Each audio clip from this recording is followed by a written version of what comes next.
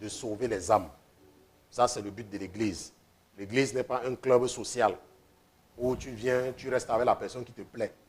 L'église a pour mission fondamentale de sauver les âmes. Et je devais, comme j'avais annoncé la semaine dernière, je devais commencer quelque chose aujourd'hui. Mais ce que je devais commencer est tellement profond. Et même quand je suis en train de lire, il faut que j'ai la compréhension parfaite avant de vous communiquer cela. Mais si moi-même, je n'ai pas une compréhension parfaite, tout ce que je pourrais faire, ça sera de venir vous enseigner des hérésies. Et c'est ce qui se passe dans beaucoup d'endroits. Il y a des gens qui ne maîtrisent pas quelque chose, mais parce que le titre est intéressant, ils sont à l'origine des hérésies. Amen. Et pendant que j'étais donc en train de méditer, notre Père, n'est-ce pas, a déposé dans mon esprit, parce que je n'avais même pas pensé à ça. J'ai seulement ressenti dans mon esprit que mon fils, si tu n'es pas prêt, je voudrais que tu enseignes l'Église sur le sujet que nous voyons là maintenant, la veuve de Sarepta. Amen. La veuve de Sarepta. So unfortunately, we don't have Brother Isaac with us to do the interpretation because he's on tour. You know, he will be on tour until December. And so, you know, bear with us. You know, probably God is sending him on an assignment, and we are going to manage without him. So bear with us. Okay, je sais qu'il y a certains qui sont à l'aise en anglais. But this week and today, we are starting with this topic, because I was planning to teach you about the four horsemen of the Apocalypse. The four horsemen of the Apocalypse. Ça veut dire que les 4 cavaliers de l'Apocalypse. Mais parce que ce n'est pas encore prêt, because it's not ready, the Lord put in my spirit to start with the widow of Zarephath. Okay? Le Seigneur a déposé dans mon esprit de commencer avec la veuve de Sarepta. And because it's going to be very difficult for me to manage, to go with 2 languages, you know, I will stick in French, okay? And suffer that I stick with French. Parce que je peux bien partir en français, en anglais, mais mes idées ne seront pas organisées. Donc, c'est pour ça que je vais continuer en français. Donc, la veuve de Sarepta. Amen. La veuve de Sarepta. Allons dans la parole de Dieu. Allons dans 1 Roi chapitre 17. Nous allons partir dans 1 Roi chapitre 17. 1 Roi chapitre 17. Et nous allons lire à partir du verset 8. Ok, 1 Roi chapitre 17. Nous allons lire à partir du verset 8. Amen. Vous avez besoin de lui, du frère, le frère Pocho. Maybe they need you there. On a besoin de lui. Okay, she needs you. Donc, nous allons donc aller dans 1 Roi chapitre 17 et nous allons lire à partir du verset 8. Amen. La Bible dit que alors la parole de l'Éternel fut adressée à Élie, au prophète Élie, en ces termes. Maintenant, et je vous ai toujours dit que à chaque fois que Dieu parle, nous devons prêter nous devons avoir une attitude différente. Quand c'est Dieu lui-même qui est en train de parler, on se comprend. Maintenant, la Bible dit que alors la parole de l'Éternel fut adressée au prophète Élie.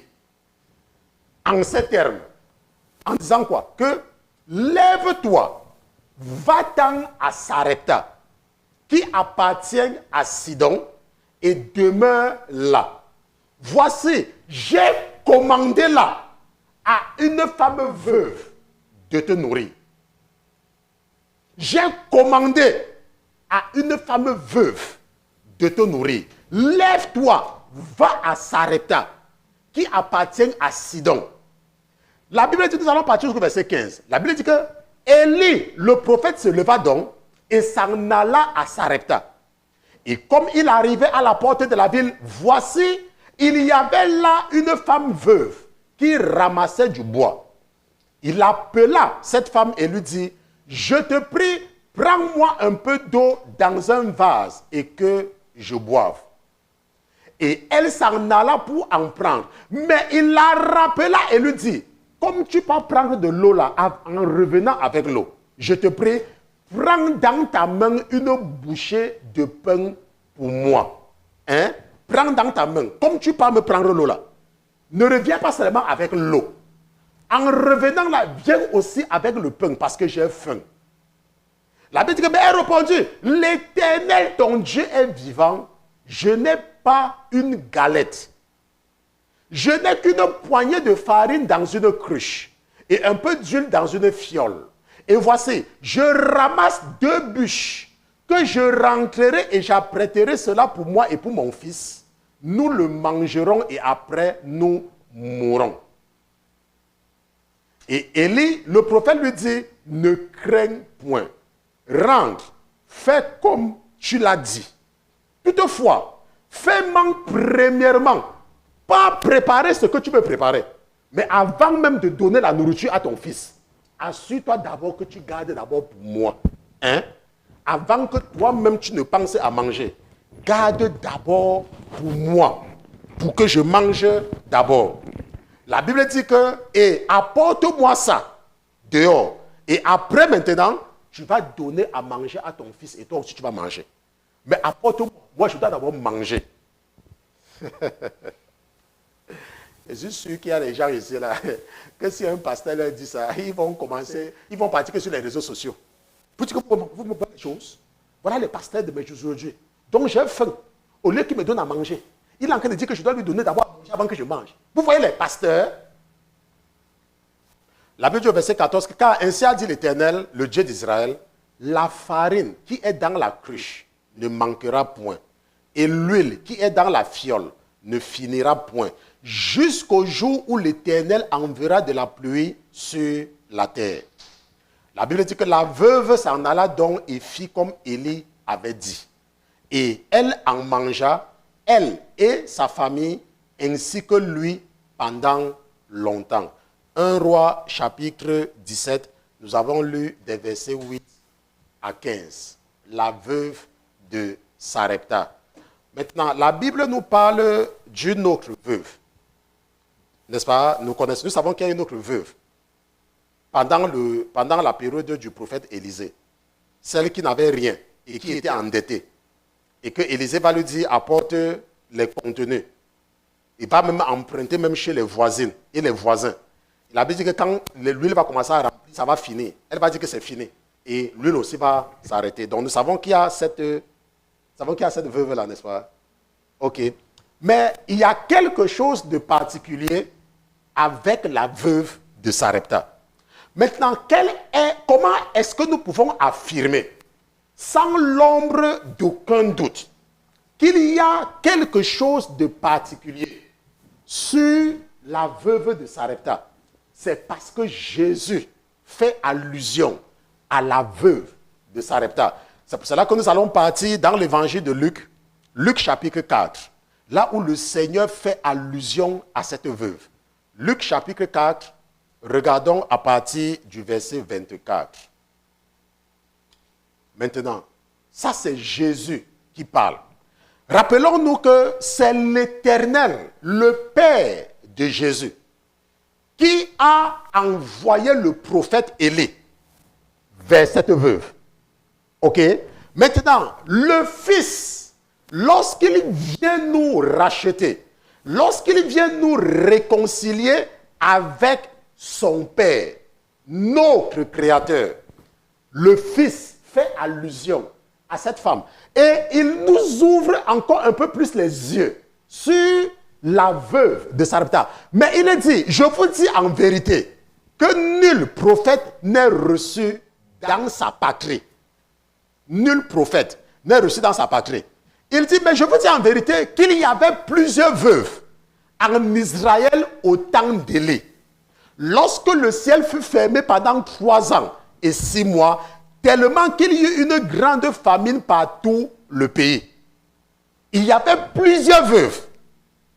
Néanmoins, Élie ne fut envoyé chez aucune d'elles, si ce n'est chez une veuve de Sarepta en Sidon. Jésus fait allusion à cette veuve, la veuve de Sarepta.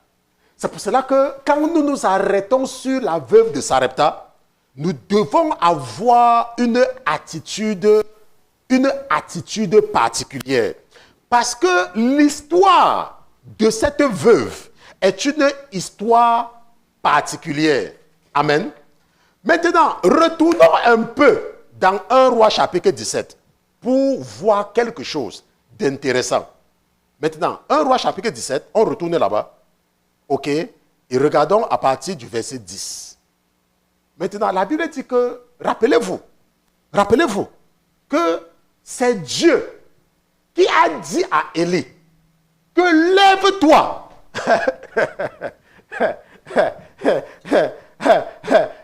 Voilà. C'est Dieu qui dit à Élie, lève-toi, va-t'en à Sarepta qui appartient à Sidon. Et demain là, voici, j'ai commandé là à une veuve de te nourrir.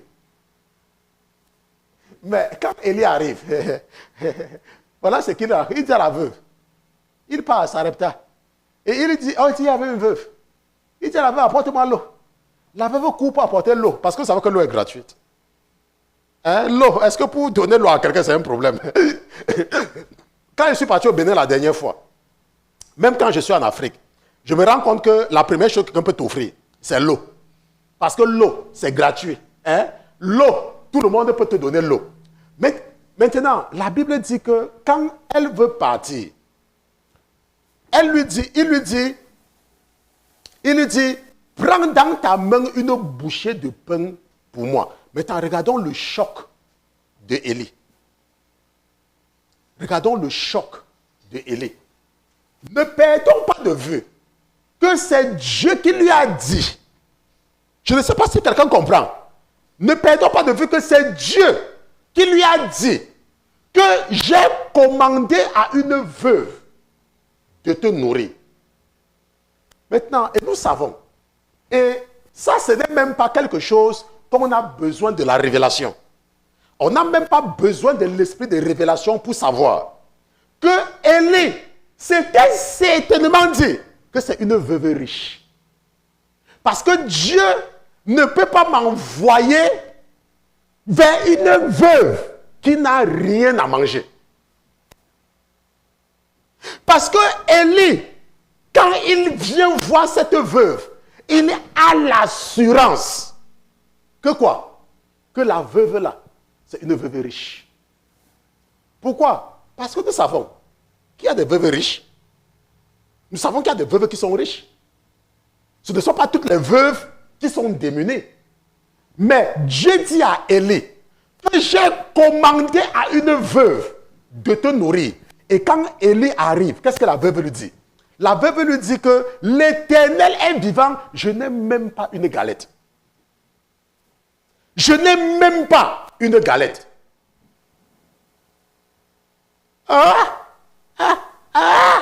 C'est Dieu. C'est que c'est Dieu. Peut-être que ce n'est pas Dieu que j'avais entendu. Comment Comment Dieu peut te dire? Comment est-ce que tu peux avoir des problèmes? Comment est-ce que tu peux être dans les problèmes? Tu es dans les problèmes. Et Dieu te dit, va dans une église.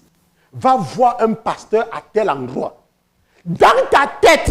Parce que la révélation est venue pendant que tu jeûnais. Je me rappelle un jour, il y a une femme qui avait jeûné pendant 9 jours. Et à la fin du jeûne, elle entend une voix qui lui dit, va dans telle église.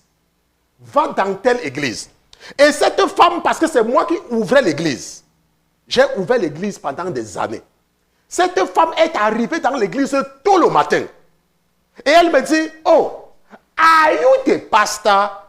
Je lui dis, no, I am not the pastor. But the pastor is coming. I am not the pastor. Et elle commence à me raconter que elle a jeûné pendant 9 jours. Et la voix lui a dit, va dans cette église. On va te dire quelque chose. Et quand elle arrive, immédiatement, le Seigneur commence à télécharger les choses dans mon esprit. C'est ce qu'on appelle la parole de connaissance. Et je commence à parler à cette femme. Je commence à parler à cette femme. Je commence à parler à cette femme. Elle dit que ah, elle dit que ah, elle dit que ah. Je commence à parler dans sa vie. Je commence à parler dans sa vie. Elle me dit que I think I have my answer. I have to go. Je dis que no, don't go. Because our pastor is a prophet. He will tell you more. Donc le pasteur est un prophète, il va te dire plus. Elle dit que non, non, non, non. J'ai déjà la réponse que je voulais. Elle est partie. Ça veut dire que tu peux être dans une situation et tu te dis que Dieu va t'envoyer dans une grande église. Mais l'Esprit de Dieu t'envoie vers un pasteur que personne ne connaît. Et quand tu arrives là-bas, il n'y a même pas les chaises pour s'asseoir. Il n'y a même pas les chaises. Tu arrives dans cette église, ils ont couvert l'église avec les tôles. Je ne sais pas comment on appelle les tôles au Bénin. Les tôles qu'on met sur les tôles. On appelle ça comment? Les tôles. Hein? Donc tu arrives, tu vois que ce sont les tôles qu'on a tôlées, que l'église s'est tôlée. Tu arrives, tu vois que les membres de l'église s'asseyent sur le bois. Et toi, dans ton esprit, tu commences à mépriser le pasteur. Alors que c'est ce pasteur-là qui doit te toucher pour que quelque chose soit communiqué dans ta vie. C'est lui qui doit te toucher pour que quelque chose se passe dans ta vie. La Bible dit que Dieu avait dit à Élie que j'ai commandé à une veuve de s'occuper de toi. Et Élie, même si c'était moi, j'allais savoir que, oh, je suis en train de partir chez une veuve heureuse. Je suis en train de partir chez une veuve heureuse. Mais la Bible dit que quand Élie arrive, la veuve lui dit que quoi? Que je n'ai rien. La veuve dit à Élie que je n'ai rien. Je n'ai rien. Je n'ai rien. Maintenant, n'oublions pas quelque chose. N'oublions pas quelque chose. Comment est-ce que nous sommes arrivés là? La Bible dit que Élie avait fait une prière. Et il a dit que l'Éternel est vivant. Il ne va pas pleuvoir seulement quand je vais dire cela. N'est-ce pas? Maintenant, allons un peu. Allons un peu. La Bible dit que quoi? Alors Élie était de celui qui s'était établi en Galade, dit à Achab. Maintenant, Achab, c'est le roi qui vit en Samarie. C'est le mari de Jézabel. Achab, c'est le mari de Jézabel. Et Jézabel est une Sidonienne. Et c'est à cause de Jézabel que Achab encourage les enfants d'Israël dans l'idolâtrie. La Bible dit que quoi? Que c'était à cause de Jézabel. Et la Bible dit que Jézabel était une Sidonienne. Et la Bible dit que quoi? Que le prophète Élie va faire cette prière. L'Éternel, le Dieu d'Israël, en la présence de qui je me tiens est vivant, pendant ces années-ci, il n'y aura ni rosée, ni pluie, sinon à ma parole. Élie dit que l'Éternel devant qui je me tiens, je déclare qu'il n'y aura pas de pluie. Il y a les gens parmi vous. Parfois, vous ouvrez vos bouches pour faire n'importe quel genre de prière. Vous priez, vous avez des prières où la prière, c'est parce que vous n'avez pas bien mangé, il n'y a pas le sel dans le foufou, ou alors il n'y avait pas assez de sucre dans le kwem. N'est-ce pas? Le kwem, c'est au Cameroun. N'est-ce pas? Il n'y avait pas assez, si c'est de sel dans la sauce graine, comme quand je suis parti je ne sais pas, à Djougou. Hein? Parce que ce qui est là, c'est que Élie a fait cette prière-ci. Et après, qu'est-ce qui s'est passé? Lui-même, il a été victime. Hein? Lui-même, quand il faisait la prière, c'est peut-être qu'il croyait que il ne va pas pleuvoir quelque part et il va seulement pleuvoir là où lui il est. Hein? Mais lui-même, ça là, quand la pluie va s'arrêter de tomber là, lui-même il n'aura rien à manger. Hein? Peut-être quelqu'un ne comprend pas. Vous qui avez les prières en désordre là, avant de prier, tu dois savoir si ça n'aura pas aussi l'impact sur toi. Hein? Maintenant, ce que nous voyons ici, c'est que quoi? C'est que Jézabel est de là-bas. Jézabel est une Sidonienne. Et où est-ce que Dieu envoie le prophète Élie? À Sidon, à Sarepta. Ça veut dire quoi? Ça veut dire que si Dieu est en train, n'est-ce pas, d'envoyer Élie à Sidon, ça veut dire que c'est pour quelque chose. On se comprend. Maintenant, rappelons-nous quelque chose. Que Jézabel, elle est déjà morte. Achab est déjà mort. Rappelons-nous aussi que quoi? Que cette veuve-là n'a pas de nom. C'est une veuve. Ça veut dire que c'est une personne qui est démunie. Parce qu'à cette époque-là, les femmes ne travaillaient pas. Les femmes étaient surtout à la maison, à cette époque. Comme dans certains pays musulmans de nos jours, où on gardait les femmes, où on considère les femmes comme les objets. Vous voyez? Parce que c'est dans les pays chrétiens que les femmes sont libres. Parce que le christianisme, c'est une religion de liberté. C'est pour ça que c'est dans les pays chrétiens que vous allez voir qu'il y a la démocratie, où il y a le respect de l'autre. Ça veut dire qu'on respecte l'être humain. Personne ne pense qu'il a un droit sur l'autre. Ça, c'est l'esprit du christianisme. OK? Et dans les pays chrétiens, c'est comme cela. Maintenant, ce que nous sommes en train de voir, c'est quoi? C'est que si Jézabel est déjà morte, si Achab est déjà mort, pourquoi est-ce que Dieu nous raconte leur histoire? Je vous ai toujours expliqué que c'est parce que ce sont des esprits. L'esprit de Jézabel est toujours en opération. L'esprit de Achab est toujours en opération. Ça veut dire que quoi? Achab était un roi. Mais qu'est-ce qui va se passer? Jézabel va l'utiliser et va lui dire, va à gauche. Il va partir à gauche. Va à droite. Il va partir. Ça veut dire quoi? Ça veut dire que Dieu peut faire de toi quelqu'un. Mais si tu ne fais pas attention, le diable peut mettre une femme dans ta vie pour te contrôler et t'amener à gauche, à droite comme elle veut. L'esprit de Jézabel est toujours en opération. Achab était un roi. Mais est-ce que Achab va diriger Israël? Non. C'est Jézabel qui sera l'artisane de tout. Ça veut dire que même toi qui m'écoutes, Dieu peut faire de toi un roi. Dieu peut faire de toi un prince. Et l'ennemi suscite une femme pour te contrôler. Et pour t'empêcher de faire la volonté de Dieu. C'est un esprit, l'esprit de Jézabel. Et l'esprit d'Achab est aussi en opération.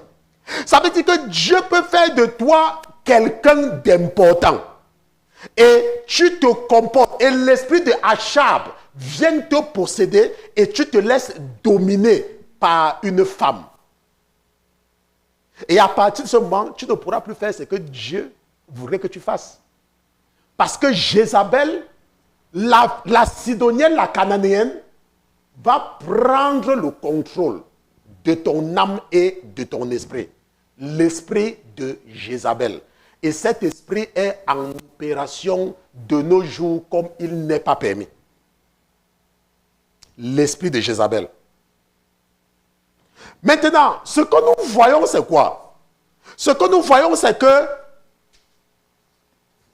Élie, lorsqu'il fait cette prière, qu'est-ce qui se passe? Dieu l'envoie où? À Kérit. Maintenant, Kérit, c'est où Kérit? C'est où Sarepta? Parce que le nom de Kérit et le nom de Sarepta, ce ne sont pas des noms ordinaires. Parce que c'est Dieu qui dit à Achab, c'est Dieu qui dit à Élie, lève-toi et va à Kérit. Et après, il lui dit, va-t'en à Sarepta. Maintenant, c'est quoi Kérit? Nous allons regarder la définition de Kérit ensemble. Kérit, je vais prendre les définitions du culte du dimanche. Et nous allons regarder Kérit, ce que Kérit veut dire. Ok? Maintenant, rappelons-nous quelque chose.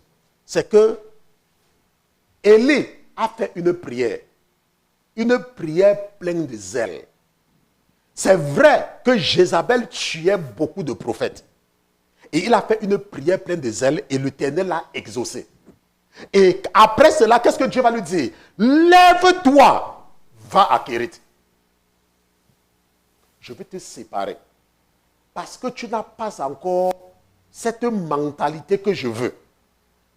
Je veux t'amener quelque part où je vais t'enseigner quelque chose. Lorsque nous venons à Dieu, la première chose qu'il fait avec nous, c'est de nous séparer. Mais il y a beaucoup parmi nous, vous ne voulez pas vous séparer. Vous voulez marcher avec l'esprit de Nicolas. Le nicolaïsme. Ça veut dire qu'il y a beaucoup de personnes qui viennent à Jésus avec l'esprit et la mentalité du monde. C'est vrai, tu pries, mais tu ne pourras pas regarder à l'intérêt commun. Parce que ton esprit est toujours attaché au monde, est toujours attaché à ton passé. Tu vas faire des prières qui peuvent nuire aux autres. Parce que tu ne vois pas l'intérêt dans les autres. Et à partir de ce moment, Dieu va te donner un ordre. Il va te couper de ce lien-là qui fait que tu ne regardes pas à l'église comme ton intérêt. Il va te couper. Il va te séparer. Il va faire quoi? Il va créer une gorge. Tu venais comme ça. Il va dire que non, c'est fini. Je veux maintenant que tu prennes une direction différente.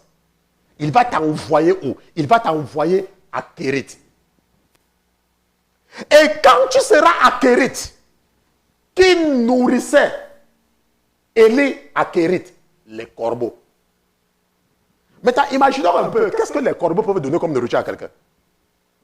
Est-ce que tu connais l'origine de la nourriture que les corbeaux viennent te donner à manger? Est-ce que tu sais ce qui se passe quand le corbeau vient te donner à manger? L'eau qu'il buvait, c'était l'eau du ruisseau. Ce n'était pas l'eau qui était filtrée quand il était à Kérit. Donc, quand Dieu te sépare, tu te retrouves dans une situation où tu n'auras pas ce que tu veux. D'autres personnes vont te nourrir quand tu seras à Kérit. D'autres personnes vont pouvoir à tes besoins quand tu seras à Kérit.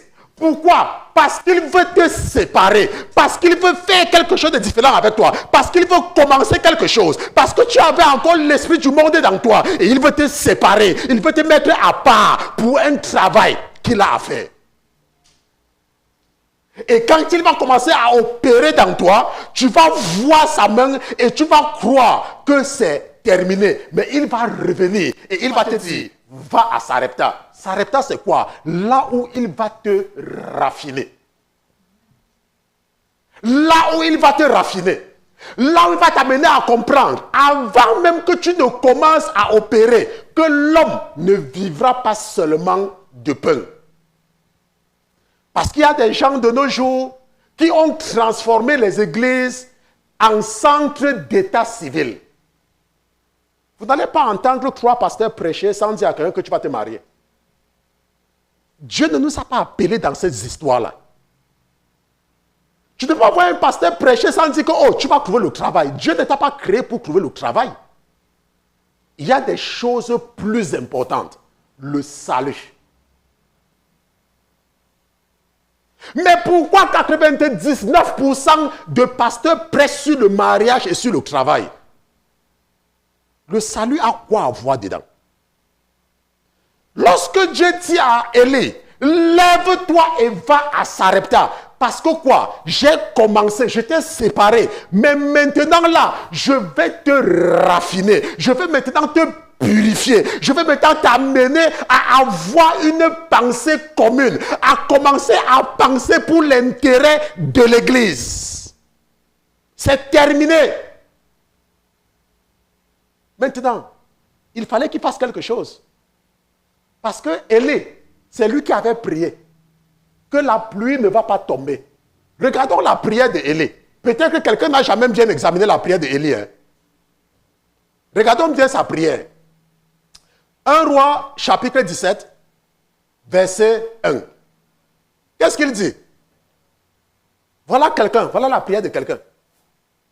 Il dit, l'Éternel en la présence de qui je me tiens est vivant pendant ces années-ci.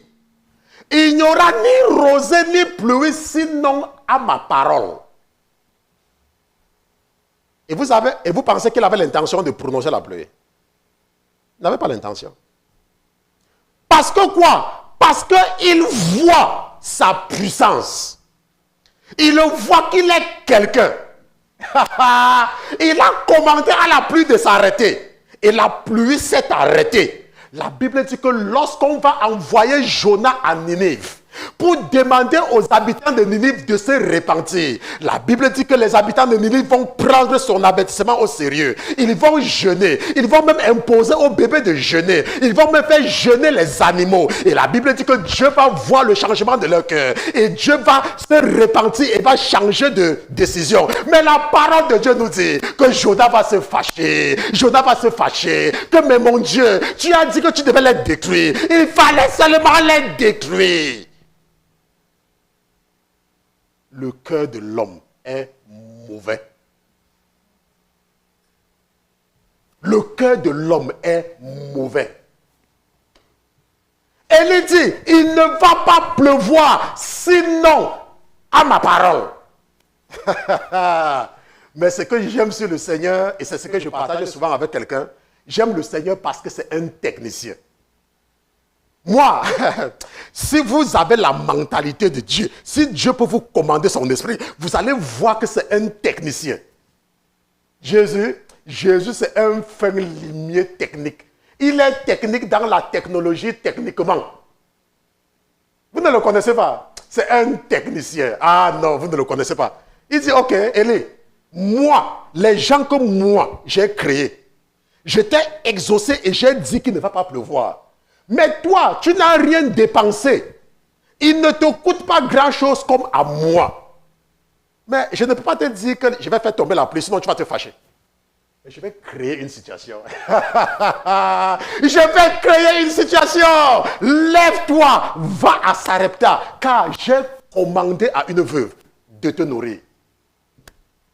Élie est parti comme un shogun. Quelqu'un dit qu'Élie est parti comme un shogun. Mais il n'avait pas les chaussures du pasteur, il n'avait pas la veste du pasteur, il est quand même parti comme un shogun. Hein? Il est parti comme un sugar. Il part. Il marchait même comme ça. Hein. Il marchait. Il y avait quelqu'un là où j'ai grandi, il n'avait pas l'argent. Lui, là, je lui demandais même 1000 francs. Mais il fallait voir comment il marchait. Il marchait comme ça. Quand il marchait comme ça, là, tu pouvais croire qu'il a l'argent. Tu dis que, mais bonsoir, grand frère. Donne-moi alors même l'argent d'un bonbon. Il dit que va te gifler. Il n'avait rien. Vraiment. Vous savez qu'il y a les gens, si vous partez à Paris, si vous voulez connaître les gens qui sont sans papier à Paris, regardez les gens qui sont bien habillés. Là, quand vous les voyez, là, vous savez que celui-ci n'a pas de papier. N'est-ce pas? Mais quand vous voyez les vrais blancs. Parce que quand je suis arrivé en Angleterre, un jour, j'ai entendu le terme faux blanc quand je suis arrivé en Angleterre. Donc, le monsieur qui m'avait accueilli, il me dit que partons faire le marché quelque part. Il dit que, mais quand tu pars là-bas, c'est là-bas, il y a seulement les faux blancs. Hein. Il y a seulement les faux blancs. Donc, quand vous partez en Europe, quand vous êtes en Europe, vous allez voir les gens qui ont les papiers, ils ne font pas le bruit. Hein. Ils ne font pas les gens qui ont les papiers. Venez alors voir les gens qui n'ont pas les papiers. Même ici en Amérique, quand vous partez dans les fêtes des Africains, si c'est la fête, si vous entendez que les Béninois ont une fête quelque part, si vous entendez que les Togolais ont une fête, si tu veux reconnaître celui qui n'a pas de papier, cherche celui qui est bien habillé. C'est comme ça. Maintenant, ce que nous sommes en train de dire, c'est que Élie va partir. Il va partir chez la veuve. Et Dieu, comme je vous dis là, c'est un fin limier. C'est un technicien. La Bible dit que la sagesse était avec lui dès le départ. Il amène Élie chez cette femme veuve parce qu'il veut faire quelque chose. Dieu veut faire quelque chose. Il veut faire quelque chose. Mais comment est-ce qu'il va le faire? Parce que Élie, imaginez un prophète qui fait cette prière. Ça veut dire que c'est un prophète qui a le zèle pour Dieu. C'est un prophète qui a du zèle. Mais Dieu sait comment il va le broyer.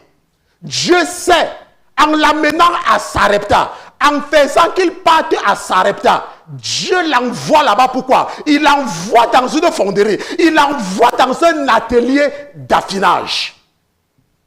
Il a d'abord dit, lève-toi, va à Kérit. Maintenant, il est temps pour toi d'aller là où je vais te fondre. Et là où c'est toi-même qui vas me supplier. Il y a des gens, quand ils viennent, ils ont des problèmes.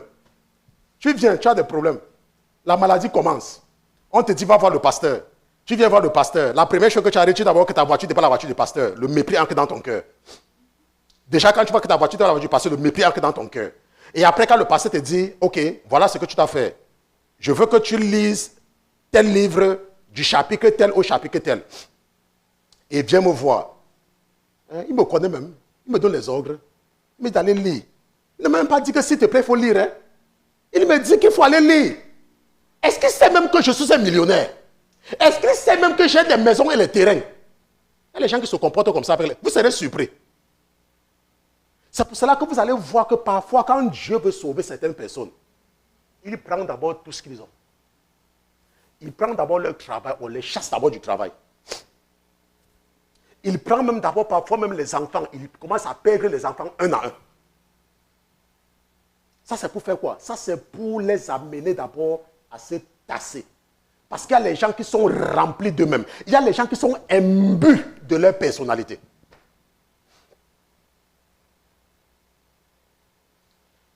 La Bible dit que Dieu va dire à Élie, lève-toi, va à Sarepta. Parce que là, j'ai commandé à une veuve de s'occuper de toi. Maintenant, la question que nous pouvons nous poser, et c'est là où je vous dis que Dieu c'est un technicien. Cette femme veuve-ci, est-ce qu'on nous dit quelque part que Dieu lui a parlé? Est-ce que nous voyons quelque part que Dieu lui a parlé? Mais comment est-ce que Dieu nous dit qu'il a commandé à cette femme-là? J'ai commandé à cette femme. Laisse-moi te dire quelque chose. Il y a des choses que tu fais, que tu crois que c'est toi qui fais. Mais dans la réalité, Dieu a déposé ça dans ton cœur. Et ce n'est que ça que tu vas faire. Quelqu'un m'a raconté quelque chose ce matin, aujourd'hui, ou c'était hier, ou c'était n'importe quand. Mais j'ai dit que, mais Seigneur, si toi, tu viens dire ça à la personne, ça veut dire que quoi? Ça veut dire que tu es avec la personne. Parce que Dieu ne peut pas te faire une révélation s'il n'est pas avec toi. Attends, donc Dieu va venir te faire tu es dans une situation, Dieu vient te faire une révélation, ce n'est pas avec toi. La Bible dit que cette femme-là, Dieu dit que j'ai commandé, j'ai déposé ça dans son cœur. Laisse-moi te dire, Dieu peut déposer quelque chose dans ton cœur. Il te dit, occupe-toi de mon pasteur. Laisse-moi te dire, tu montes, tu descends, tu vas seulement t'occuper de l'église là. Fais tout ce que tu veux. Il a commandé à ton esprit. C'est lui qui t'a créé. Il a commandé à ton esprit que tu vas seulement t'occuper de ce ministère. C'est lui, il a commandé, c'est lui, il a commandé à la veuve. La veuve a entendu une voix. Et nous voyons que la veuve, elle prépare, elle abandonne son propre enfant. La Bible dit que cette veuve avait un seul fils. Un seul fils. Elle n'avait rien à manger. Mais elle va d'abord préparer pour le pasteur.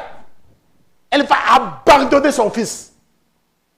Pourquoi? Parce que Dieu dit que j'ai commandé à cette femme de s'occuper de toi. Imaginez une femme qui a un seul enfant. Son mari est mort. Elle vit seule avec son enfant. Et elle dit qu'il reste seulement une poignée de farine. Nous allons manger ça. Nous allons mourir. Et elle dit que, mourez. Prépare d'abord ça. Et tu vas d'abord donner pour moi. Est-ce que quelqu'un... Attends. Est-ce que quelqu'un comprend même ce qui se passe? Pourquoi? Parce que Dieu a commandé à cette femme-là. Tu vas t'occuper d'elle. Vous êtes là, vous ne connaissez pas. Je vous dis, Dieu est un technicien. Il a déposé dans le cœur de la femme-là d'abandonner même son enfant, d'abandonner même son propre corps, parce qu'elle-même, elle avait faim. Pourquoi? Parce que Dieu a déposé dans son cœur, occupe-toi de mon pasteur. Vous êtes là. Vous croyez que vous savez ce que vous faites. Parfois, vous restez comme ça, vous faites des choses, vous croyez que c'est vous-même. Oh, c'est moi. Je vais faire ceci. C'est moi, j'ai décidé, c'est moi. Laisse-moi te dire, un jour, une femme m'appelle. Elle me dit, pasteur Christian, elle avait fait peut-être quelques mois là. Je la voyais, elle ne payait plus la dîme. Elle n'envoyait plus le prix de la dîme. Et comme moi, je ne suis pas le genre de pasteur qui demande même quelque chose. Si tu veux, tu donnes. Tu veux, tu ne donnes pas. Pour moi, ça ne me dérange pas. Et puis ça, elle reste. Après quelques mois, elle m'appelle. Elle me dit, pasteur, je dis, c'est quoi ma fille? Elle dit, pasteur, ça ne va pas. Le Seigneur m'a frappé. Je dis, qu'il t'a frappé, que j'ai fait quoi? Il dit, pasteur, le Seigneur m'a frappé. Depuis que j'ai arrêté de payer ma dîme, pasteur, ma vie a changé. Ça ne va plus. Ça ne va plus. Je dis que je t'avais dit quelque chose. Parce qu'il m'a dit que c'est lui qui m'avait dit que occupe-toi de ce ministère. Laissez-moi vous dire quelque chose. Il y a qu'une femme est restée. Elle n'avait rien. La femme là n'avait rien. Elle n'avait rien. Elle marchait à pied. À Paris. Elle n'avait rien. Tout ce que j'entendais sortir de sa bouche, c'était des problèmes. Et après, Dieu lui a donné un travail. Et quand Dieu lui donne un travail, elle est là, elle n'a rien. Elle n'avait rien. Quelqu'un dit que pasteur, la femme n'avait rien. Quelqu'un dit que pasteur, la femme n'avait rien. Vous savez que là-bas, chez les Blancs, en Europe, on paye une fois par mois. Ici, chez nous, on paye toutes les semaines. Parfois, après 2 semaines, il n'y a personne ici qu'on paye un mois. Maximum, c'est 2 semaines en Amérique.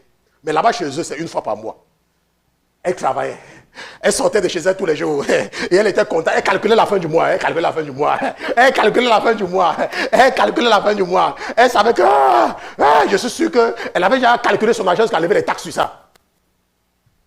Quand son salaire arrive, boum, le Seigneur dit, envoie tout l'argent là à mon serviteur. Hein? Non, ce n'est pas toi qui as parlé. Si c'est pour ça, je ne suis plus sur ça. Tu vas seulement envoyer tout l'argent là. Tu vas seulement envoyer tout l'argent là à l'église. Ah, et je vais faire comment encore pour l'autre mois? Ce n'est pas ça le problème. Tu vas seulement envoyer tout l'argent là à l'église. Elle a lutté pour finir. Elle se couchait. Dieu a dit que tu vas vouloir dormir. C'est moi qui donne le sommeil, non? C'est moi qui donne le sommeil, non? Quand tu vas te coucher au lit là, qui donne le sommeil? Ce n'est pas moi qui donne le sommeil. Si tu ne peux pas écouter, même le sommeil là, tu ne peux pas dormir. Pour finir, parce qu'elle-même voulait dormir, elle a dit que je vais faire combien de temps sans dormir? Pardon, pasteur Christian, je fais comment pour vous envoyer l'argent? Et le pasteur n'était pas au courant de quelque chose. Je lui ai dit que ma soeur, je sais que tu n'as pas travaillé depuis. Pourquoi tu veux m'envoyer? Elle dit que non, pasteur, laissez-vous vous expliquer après. Elle a tout envoyé. Le jour qu'elle a envoyé, le jour qu'elle est partie, elle a envoyé tout. Elle a dormi, le sommeil est venu. Mais aujourd'hui, à un moment donné, un jour, elle m'envoie le truc. Oh, pasteur, j'aime acheter une autre voiture. Oh, pasteur, depuis là, elle ne fait que travailler. La Bible dit que la femme veuve n'avait rien.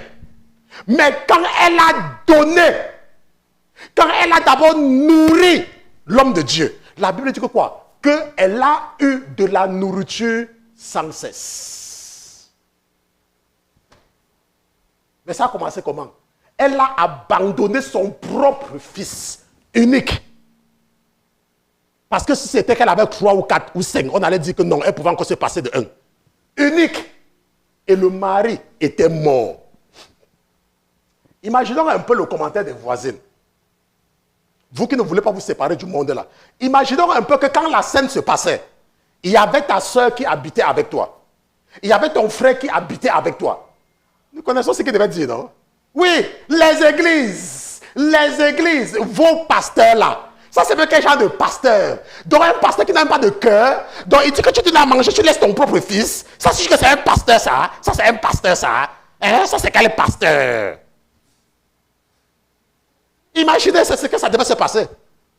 Si sa soeur était à la maison, si son frère était à la maison, si son père était à la maison, ça devait être ce commentaire. Un pasteur comme ça, et vous dites que vos églises, c'est exactement ce qui devait se passer.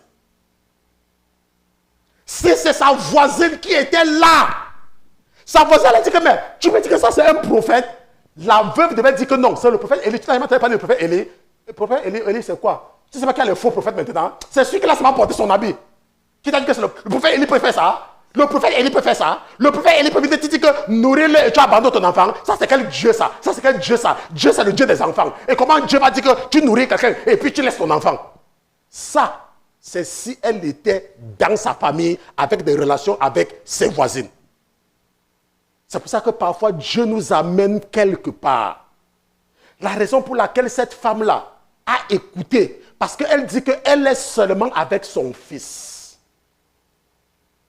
Vous croyez comme les commentaires que vous faites aujourd'hui là, c'est vous qui avez appris à faire les commentaires là? Même les gens d'avant faisaient les mêmes commentaires. Puis ce n'est pas vous qui avez inventé le langage. Les gens avant faisaient les mêmes commentaires. La Bible dit que quand Élie arrive à Sarepta, Dieu dit, celui-ci ne me connaît pas, je suis un technicien, je suis un fin politicien, je vais t'amener à faire quelque chose, Élie. Oh Élie, tu ne sais pas là où je t'envoie, j'ai commandé à une veuve, mais tu ne sais pas ce que j'ai l'intention de faire. J'ai l'intention de faire quelque chose. Oh, la Bible dit que Élie avait mangé, et la Bible dit que la nourriture continuait à couler, mais un jour, l'enfant tombe malade. Une femme qui te nourrit, une femme qui a sacrifié tout pour toi, son enfant tombe malade. Tu vas te comporter comment? Hein?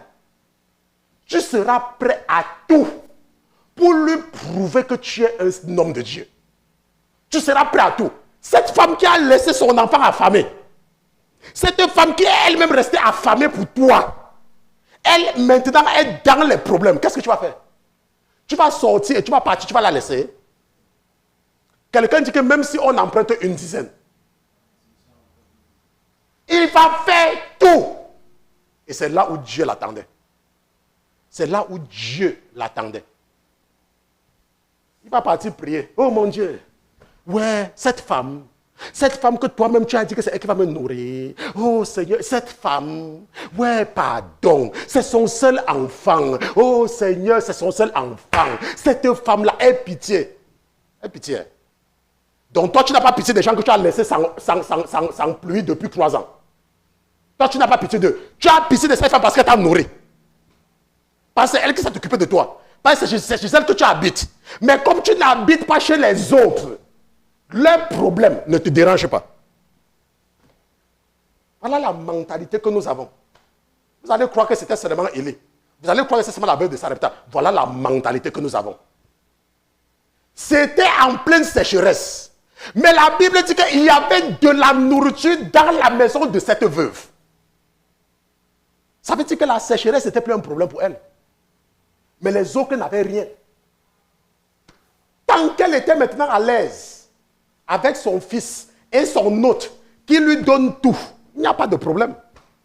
Mais il fallait que quelque chose se passe. C'est pour ça que je vous dis que Dieu, c'est un technicien.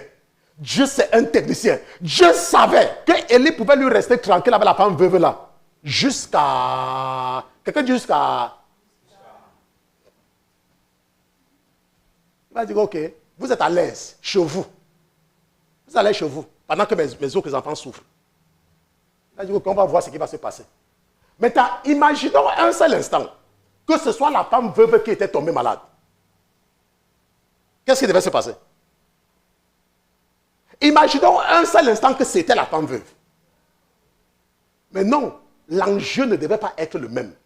Il fallait que Dieu, qui est un fin politicien limier, qui est un technicien de catégorie supérieure, un architecte par excellence, il a dit que je vais faire quelque chose, que c'est toi-même, Élie, qui va venir me supplier. Je t'ai exaucé pour que la pluie s'arrête. Mais toi, tu vas venir m'exaucer pour sauver ta face devant cette femme veuve. Imaginons un seul instant que la femme là n'était pas veuve. Et que c'était une femme qui était mariée et qui vivait avec son mari et son enfant. Et que c'était la même situation. Qu'est-ce qui devait se passer quand l'enfant devait mourir? Le mari devait dire que je t'avais dit non, vous avez vos pasteurs là. Le mari devait porter, serait le premier à porter les choses et jeter dehors. Puis c'est ce que nous voyons de nos jours. Vous croyez que c'est compliqué? Mais la Bible dit que cet enfant-là va mourir. Et c'est là où Dieu attendait Élie. La Bible dit que Élie va prier jusqu'à se coucher sur l'enfant-là. Mais c'est parce qu'il y avait une négociation qui se passait. Dieu disait à Élie, mais tonton, toi tu veux que je reçoive l'enfant là. Mais moi aussi j'ai mes enfants qui ont faim. On doit faire le bargain, on doit négocier ici là. On doit négocier ici. Tu pries pour que la pluie revienne et moi je reçois l'enfant là. Élie avait le choix. La Bible dit que Élie va faire tout ce qu'il va faire. Pour finir, il va accepter. Parce qu'il ne pouvait pas laisser la femme là comme ça. Dieu va recevoir l'enfant. Et qu'est-ce que nous apprenons après cela? Nous apprenons après que c'est lui-même qui va encore partir prier jusqu'à chercher que la pluie vienne. Il va envoyer quelqu'un. Ça vient! On dit que non, on voit déjà quelque chose qui vient. Il va encore prier. Ça vient! Jusqu'à ce que la pluie va tomber. Vous voyez, parfois, nous avons des prières. Et parfois, nous sommes égoïstes dans nos demandes. Parfois, quand nous prions, nous ne regardons pas que les autres peuvent souffrir les conséquences collatérales. Parce que nous regardons que si je n'ai pas de nouvelles que mon père est malade, si je n'ai pas de nouvelles que ma mère est malade, si je n'ai pas de nouvelles que mes frères sont malades, il n'y a pas de problème. Si l'autre sœur veut, elle soit malade, que chaque fois on prie pour elle, machin, il n'y a pas de problème. Le processus de séparation de Kérit à Sarepta, c'est la même chose que Dieu fait avec nous tous. Dimanche prochain, nous allons rester dans Kérit, de Kérit à Sarepta, et nous allons voir comment est-ce que Dieu va appliquer le même principe avec Moïse. Comment il va le séparer. Parce que parfois, quand nous venons à Jésus, nous venons avec une certaine mentalité, la mentalité du monde. Nous regardons comme dans le monde. C'est pour cela que c'est facile pour nous de juger les gens dans l'église. Parce que nous venons avec la mentalité du monde. Oh, comme tel est venu à l'église en retard 2 ou 3 fois, Dieu n'est pas content de lui. Attends, Dieu n'est pas content, c'est toi qui es Dieu. Qui t'a dit que Dieu n'est même pas déjà content comme il vient, même comme il vient en retard là? Parce qu'il pouvait ne pas venir. Donc s'il est venu en retard, Dieu est content qu'au moins ma fille est venue, au moins mon fils est venu. Mais nous, parce que nous avons un cœur noir. Dans mon pays, on dit que ton cœur est noir comme le charbon. C'est pour cela que si quelqu'un vient à l'église 3, 4 fois en retard, hein, oui, c'est même comme ça. Après, quand on va prier, la personne va commencer à faire comme s'il priait alors qu'il est en retard. Attends, tu connais le problème que la personne traverse. Dieu, lui, il est content parce qu'au moins il est venu. Combien de personnes viennent à l'église? Lui, au moins, il est venu. Mais c'est à cause du fait que notre cœur est noir que nous avons, la plupart du temps, ces pensées. À cause du temps, nous allons nous arrêter ici, là, et nous allons continuer la prochaine fois. Nous allons nous lever, nous allons prier. Allez!